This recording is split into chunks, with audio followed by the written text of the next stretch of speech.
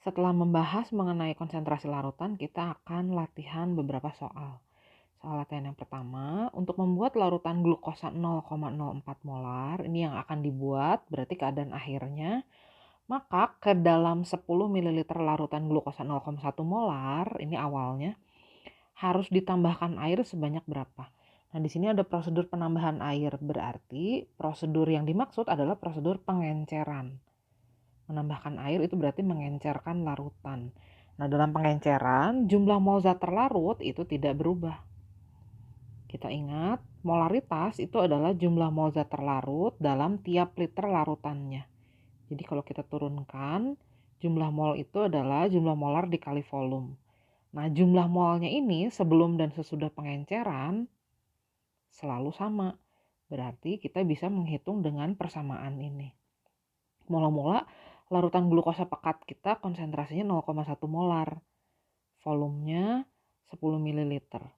Kita akan menjadikan konsentrasinya menjadi lebih encer, jadi 0,04 molar. Nah, volumenya harus dijadikan berapa mililiter?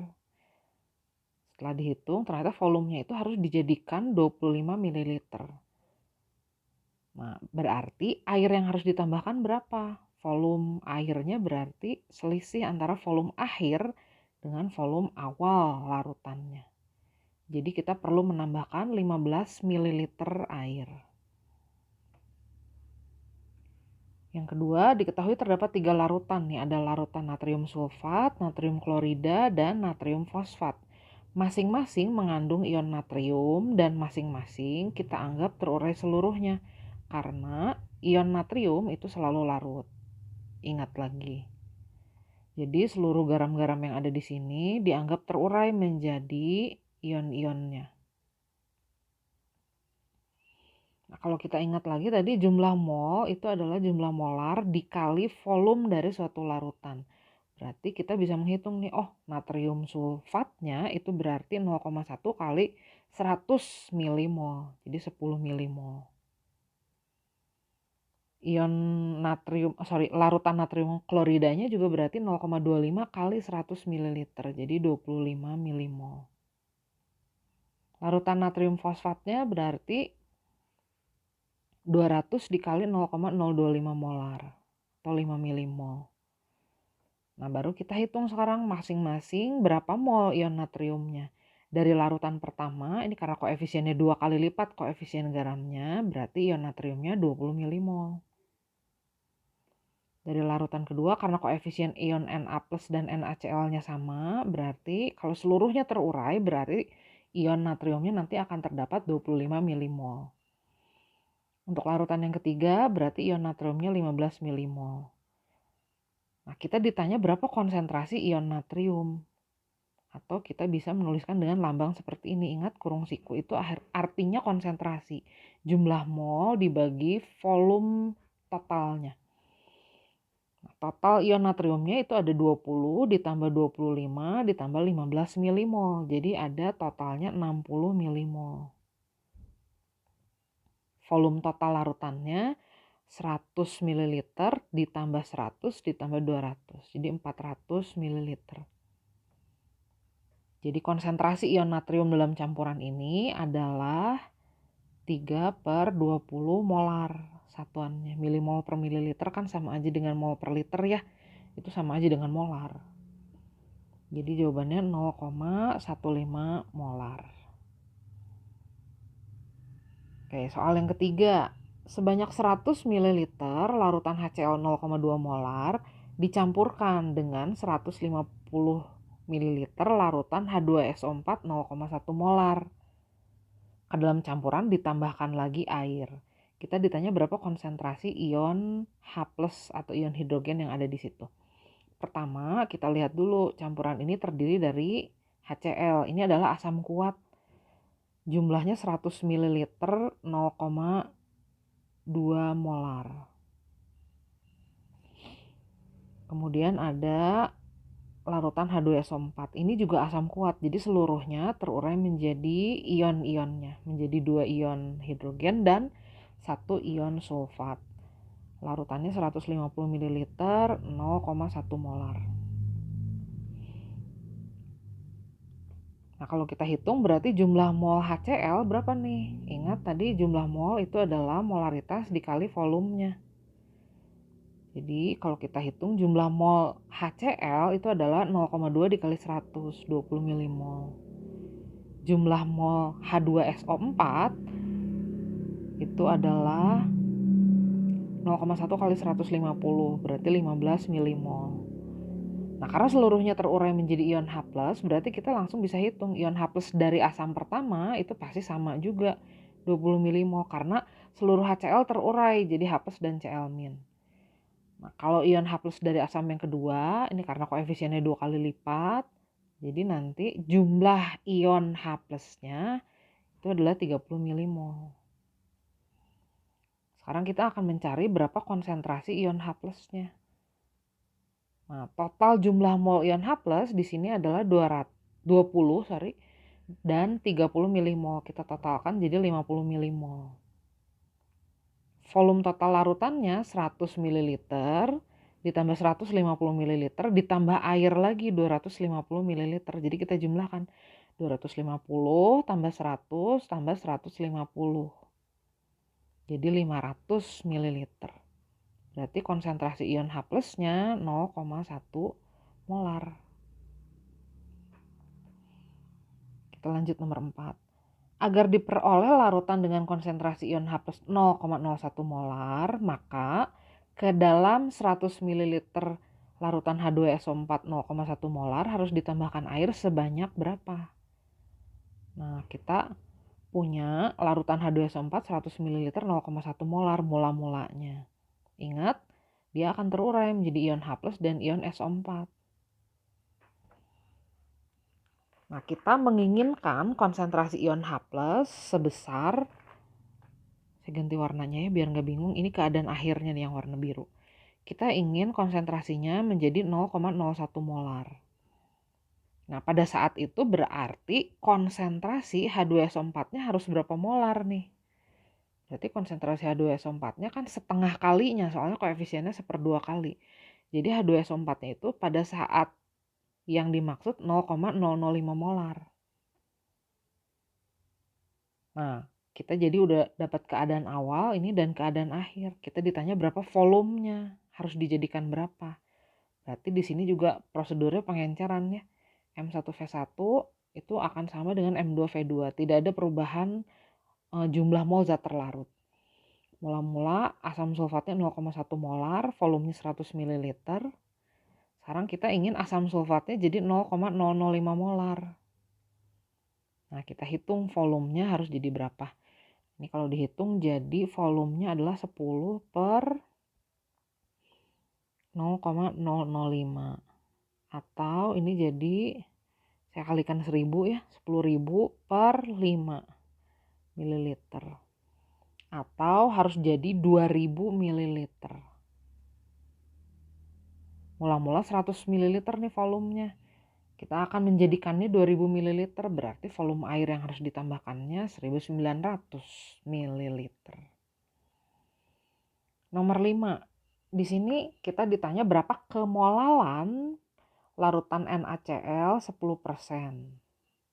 Ingat, molalitas itu adalah jumlah mol zat terlarut dalam tiap kilogram pelarut, atau kita bisa menghitungnya dengan cara ini kalau kita mau memasukkan volume massa pelarutnya dalam satuan gram. Nah, di sini kita punya NaCl 10%. Ini kalau ada persen berarti kita bisa berasumsi ini adalah persen massa. Jadi kita bisa menganggap berarti dalam setiap 100 gram larutan NaCl itu terdapat 10 gram NaCl yang terlarut atau dicampurkan dengan 90 gram pelarut. Pelarutnya air. Nah, dari sini kita jadi bisa menghitung berapa molalitasnya. Berarti molalitasnya jumlah mol zat terlarut. Zat terlarutnya kan NaCl ya. Jumlah mol itu massa dibagi MR. MR-nya ada tuh. Dikali 1000 per massa pelarut. Massa pelarutnya massa air. Massa airnya 90. Nah, tinggal kita hitung. Jadi ini 1000 dibagi 58,5 kali 9. Angkanya agak nggak bulat, jadi saya gunakan kalkulator ini untuk mempercepat perhitungan. 1000 dibagi 58,5 kali 9. Hasilnya itu 1,899. Dibulatkan jadi 1,9 molal. Lanjut. Untuk memperoleh 260 ml larutan H2SO4 0,05 molar, diperlukan larutan H2SO4 49% sebanyak berapa? Nah, kita akan mengencerkan larutan H2SO4 menjadi 260 ml 0,05 molar. Nah, mula-mula kita punya H2SO4 dalam satuan persen. Kita konversi dulu dari persen menjadi molar. Ini kan udah ada penurunan rumusnya, kita tinggal gunakan aja biar cepat. Molaritasnya jadi kita hitung persentasenya dikali 10 dikali massa jenis dibagi MR, MR-nya 98. Nah, ini kalau dihitung ternyata konsentrasi H2SO4 pekatnya itu adalah 6,5 molar. Nah, sekarang tinggal kita encerkan. Ingat, dalam pengenceran tidak ada perubahan jumlah mol zat terlarut. Jadi tinggal kita masukkan ke persamaannya. Akan kita jadikan 0,05 molar 260 ml. Tinggal kita hitung volumenya. Jadi 0,05 dikali 260 dibagi 6,5. Nah, jadi kita perlu larutan pekatnya sebanyak 2 ml. Berarti air yang ditambahkan 258 ml gitu ya. Supaya akhirnya jadi 260 ml. Nomor 7, untuk sebuah eksperimen diperlukan 100 ml larutan asam sulfat pH 1. Berarti ini kita akan membuat larutan asam sulfat pH-nya 1. Masih ingat? Kalau pH-nya 1 berarti konsentrasi ion H+-nya adalah 0,1 molar atau 10 pangkat min 1 molar. Sementara untuk asam sulfat itu H2SO4, ini adalah asam kuat bervalensi 2. Jadi kita bisa hitung dulu berapa konsentrasi yang diinginkannya. Berarti kita akan membuat asam sulfat dengan konsentrasi 0,05 molar. Nah, saya sebut ini M2 karena ini adalah keadaan akhirnya. Larutan asam sulfat yang tersedia di botol, berarti masih pekat itu ya, memiliki kemurnian 98%. Pada saat itu massa jenisnya 1,25 kg per liter. Volume asam sulfat pekat yang harus dipipet dari botol dan diencerkan berapa? Jadi kita ditanya berapa asam sulfat pekat yang harus kita ambil atau yang harus kita encerkan. Nah, asam sulfat pekatnya ini konsentrasinya masih dalam persen. Jadi kita konversi dulu. Saya geser dikit ke bawah ya. Kita hitung dengan cara sama seperti tadi.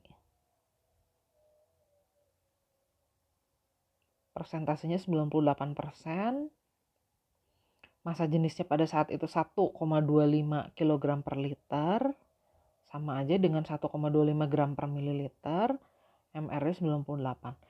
Berarti konsentrasi awalnya asam sulfat pekat ini adalah 12,5 molar. Pekat banget ya. Volume yang harus dipipetnya ditanya. Kita akan menjadikan konsentrasinya 0,05 molar sebanyak 100 ml. Ini. Jadi volume asam sulfat pekat yang harus dipipetnya adalah 0,05 dikali 105 berarti ya dibagi 12,5. Jadi 0,4 ml. 0,4 ml itu segimana? Oh, kaliin 20 aja. 0,4 kali 20 jadi kira-kira 8 tetes. Kalau kita pakai pipet standar gitu ya, kira-kira 8 tetes. Nomor 8. Suatu larutan gliserin dengan rumus molekul C3H5OH 3 kali dibuat dengan melarutkan 45 gram senyawa tersebut dalam 100 gram air. Molalitas larutan gliserin yang terbentuk adalah, molalitas itu adalah jumlah mol zat terlarut dalam tiap kilogram pelarut atau dalam tiap 1000 per massa pelarut dalam satuan gram. Nah, gliserin ini jumlah molnya adalah, mol itu ingat massa dibagi mR-nya, massanya 45 gram. MR-nya harus kita hitung dulu tuh, C3H5OH 3 kali. Berarti MR-nya 3 kali 12 ditambah 5 kali 1 ditambah 3 kali 16 lagi ditambah 3 kali 1 lagi. Kalau dihitung 92 nih. Nah, P-nya itu adalah massa pelarut, massa air. Kebetulan di situ 100 gram. Jadi molalitasnya adalah 45/92 kali 10 atau 4,89 molal. Nomor 9. Seorang siswa mencampurkan larutan sejenis nih, HCl dengan HCl lagi. Konsentrasi campuran yang terbentuk adalah, intinya di sini kita menjumlahkan berapa mol HCl dari larutan-larutan yang dicampurkan, kemudian kita bagi dengan volume totalnya. Nah, ujung-ujungnya kita ngitung jumlah mol zat terlarut dibagi volume total juga ini. HCl yang pertama 0,2 molar 150 ml, berarti jumlah molnya sekian. Yang kedua sekian.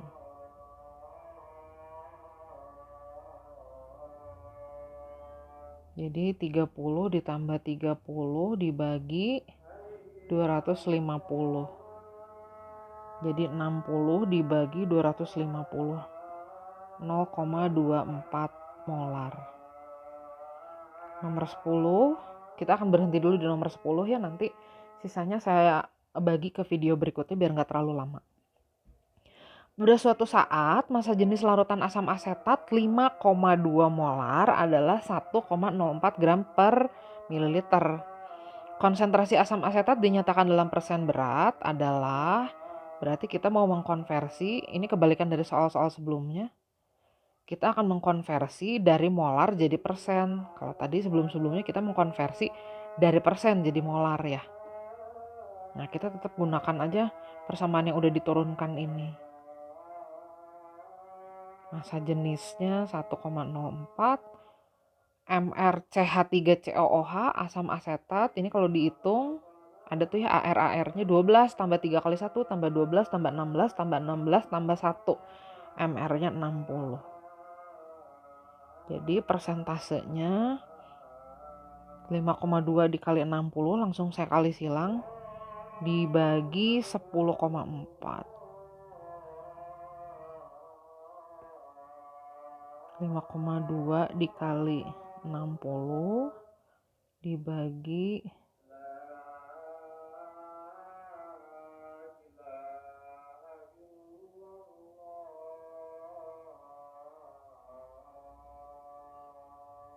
5,2 dikali 60 dibagi 10,4.